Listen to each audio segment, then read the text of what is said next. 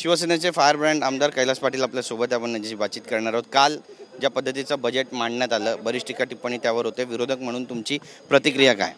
खरं तर मतं जी आश्वासनं देऊन या सरकारने घेतली होती त्या मतदारांचा पूर्णतः भ्रमनिरस कालच्या बजेटमधनं झालेला आहे।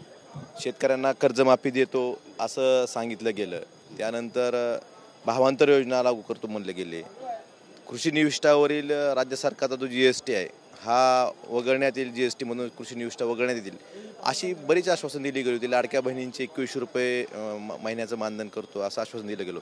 ह्या सगळ्या आश्वासना विसर ह्या सरकारनं कालच्या बजेटमधून पडल्याचं सरकारला दिसून येते। त्यामुळं 100% फसवल्याची भावना प्रत्येक मतदारामध्ये कुठल्या पद्धतीने निवडून आलीत माहीत नाही, पण ज्या मतदारांनी ह्यांच्या आश्वासनावर विश्वास ठेवून यांना मतदान केलं होतं ह्या 100% मतदारांची फसवणूक ह्या महायुती सरकारनं कालच्या बजेटमधून केलेली आहे। काल नितेश राणे यांचं मांसाबद्दलचं वक्तव्य होतं की मल्हार सर्टिफाईड झटका मांस घ्या, हलाल मांस घेऊ नका, याकडे कसं पाहता?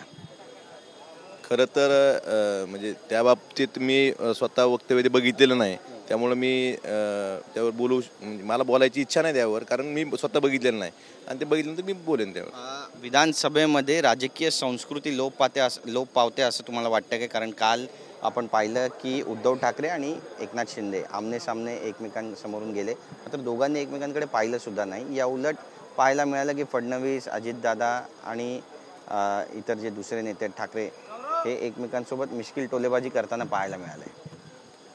आपल्या महाराष्ट्राची संस्कृती आपण बघतो की म्हणजे सुरुवातीपासूनच महाराष्ट्राची संस्कृती दक्षिणेतल्या राज्यासारखी नाही आहे आणि संस्कृती माग 19पर्यंत व्यवस्थित होतं, पण नंतर 19 नंतर राजकारणात जे पक्ष फोडाफोडी किंवा बाकीच्या ज्या गोष्टी झाल्या त्यामुळे कुठेतरी संस्कृती लोप पावते हे सगळ्यांना जाणवते।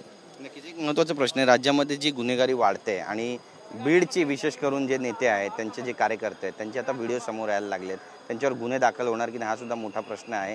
कारण आपण पाहिलं की प्रकाश सोळंके त्यांच्या कार्यकर्त्यांचे काही व्हिडिओ समोर आलेले आहे, संदीप क्षीरसागर यांची ऑडिओ क्लिप व्हायरल होते, त्या ठिकाणी खोक्या भोसलेनं TV9लाच इंटरव्ह्यू दिलेला आहे, पोलीस ज्याचा शोध घेत आहेत ते TV9वर पाहायला मिळत आहेत। कसं पाहता याकडे? गुन्हेगारी वाढत चालली आहे राज्यामध्ये, आपण रोज बघतोय।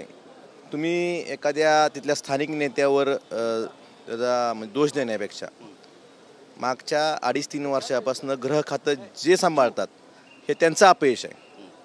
ते गृह खातं व्यवस्थित सांभाळत असले तर कुठलाच आमदाराचा कार्यकर्ता असं करू शकत नाही, त्यामुळे गृह खात्याचं अपयश आहे। गृह खाते स्वतः मुख्यमंत्री सांभाळतात, हे मुख्यमंत्र्याचं अपयश आहे। विरोधक म्हणून तुमची काही भूमिका असणार आहे की नाही या संदर्भात? विरोधक म्हणून आम्ही निश्चितच सभागृहामध्ये बोलण्याचा प्रयत्न करतो, पण आपण बघताय की साधं अभिनंदनाचा ठराव करताना सुद्धा संख्याबळाच्या जोरावर हे बोलू देत नाहीत।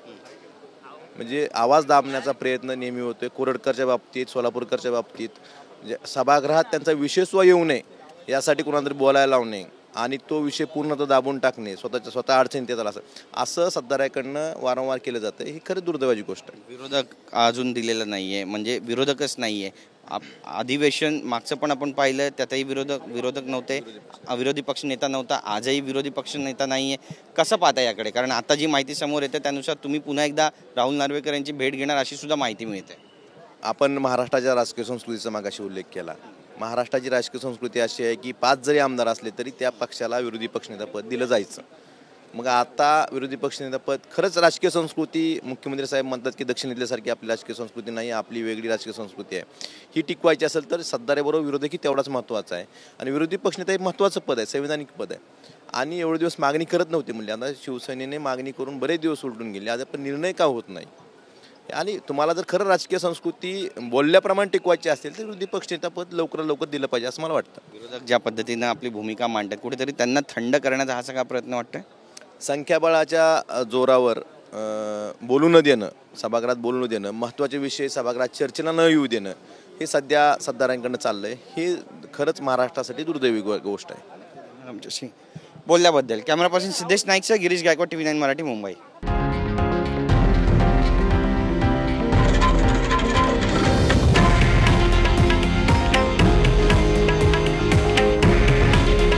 हे आहे देशातील नंबर 1 न्यूज नेटवर्क आणि आपण पाहत आहात TV9 मराठी।